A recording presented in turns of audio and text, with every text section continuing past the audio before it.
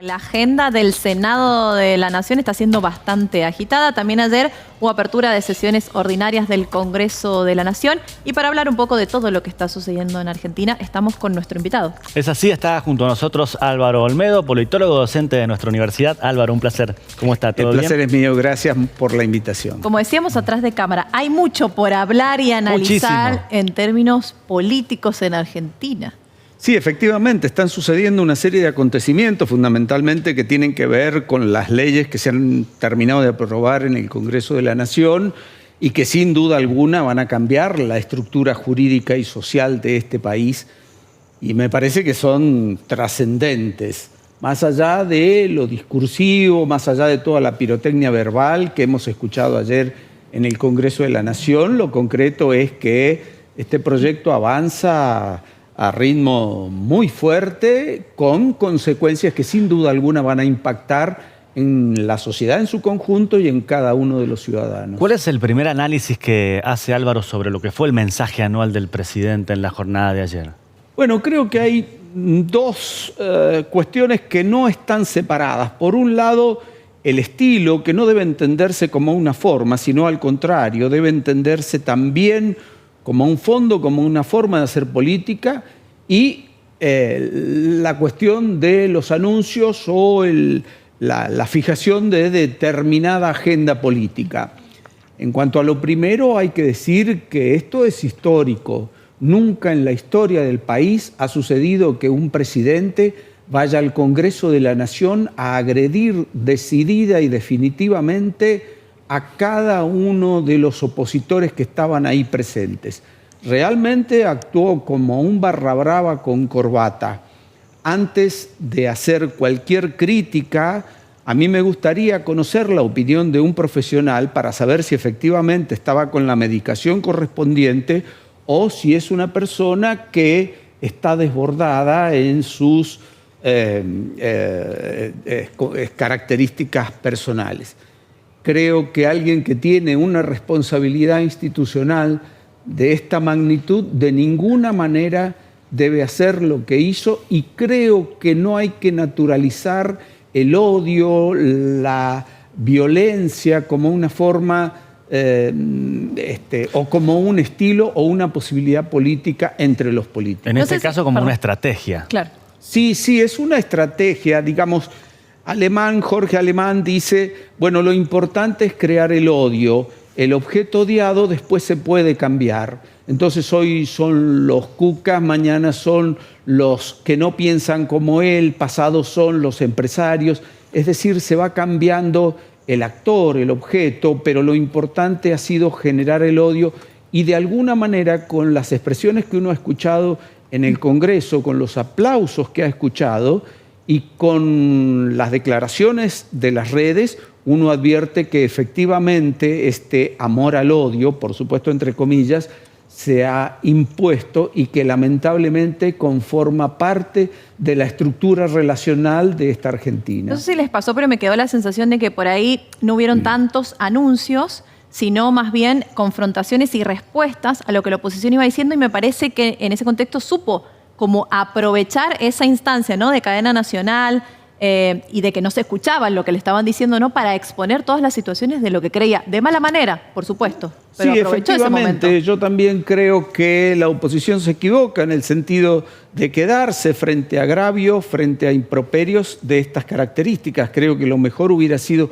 mantener el silencio y de persistir este estilo de confrontación tan virulento. Me parece que lo más adecuado hubiera sido retirarse en honor al decoro que ese recinto sagrado de la democracia reclama, está pidiendo casi a gritos en términos de institucionalidad. Pero bueno, más allá de ese error, me parece que de ninguna manera se puede justificar el odio como una forma de comunicación, como un vector de la política en la Argentina. Bien. Álvaro, hablando específicamente sobre lo que son algunas de las reformas, la reforma laboral, por ejemplo, que se aprobó en el último tiempo, ¿no? ¿Cuál es la mirada que existe al haberse además generado de manera tan rápida, por decirlo de alguna forma? Bueno, la reforma laboral, sin duda alguna, que ha sido diagramada, pergeñada, diría hasta escrita en escritorios empresarios, ¿no? Es decir, esto no ha sido debatido en comisiones ni en el recinto, ningún diputado lo ha tenido con antelación. De hecho, había un lema que por ahí circuló: voten y después lean, y me parece que eso se corresponde linealmente con lo que sucedió en el Congreso. Muchos de los diputados o de los senadores está claro que no lo habían leído, pero está claro además que está compuesto por una serie de falacias que no se corresponden con la realidad y que se dan de cara con los resultados que vamos a tener. Es decir, pensar que para crear puestos de trabajo vamos a flexibilizar las indemnizaciones o creer que para llevar adelante el PBI hay que despedir, o que para hacer crecer al país primero hay que fundirlo. Estas son argumentaciones que no se corresponden con la realidad. Hay otro problema que lo entiendo más grave. La República presupone una división de poderes y la democracia presupone la soberanía popular a través de sus representantes. Bueno, lamentablemente aquí se ha quebrado esta idea de la República y de la democracia, y el chantaje ha sido una forma de extorsión desde el Poder Ejecutivo de la Nación hacia los gobernadores. Muchos de los gobernadores han pactado por migajas entregar el voto de sus diputados, entregando, por supuesto, la cabeza de los trabajadores, porque de esta ley no hay un solo artículo que beneficie a los trabajadores. Entonces, esto reviste una característica gravísima, es decir, desde el punto de vista laboral va a tener consecuencias nefastas porque va a generar más despidos, y desde el punto de vista institucional ha resquebrajado los principios básicos de la democracia y de la república. Otro tema que también, generó bastantes discusiones, polémicas y demás, es la reforma penal juvenil, bajar la edad de imputabilidad a los 14 años.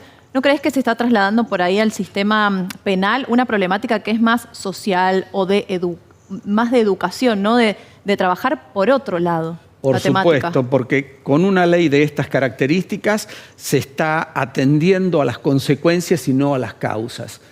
Existe en el imaginario ese pensamiento mágico en el que nos gustaría vivir en una sociedad de paz y armonía, donde todo sean flores y donde todo sea color de rosa. Sin embargo, esto no existe, y no existe en ningún lugar del mundo. La modernidad está caracterizada por la tensión y el conflicto.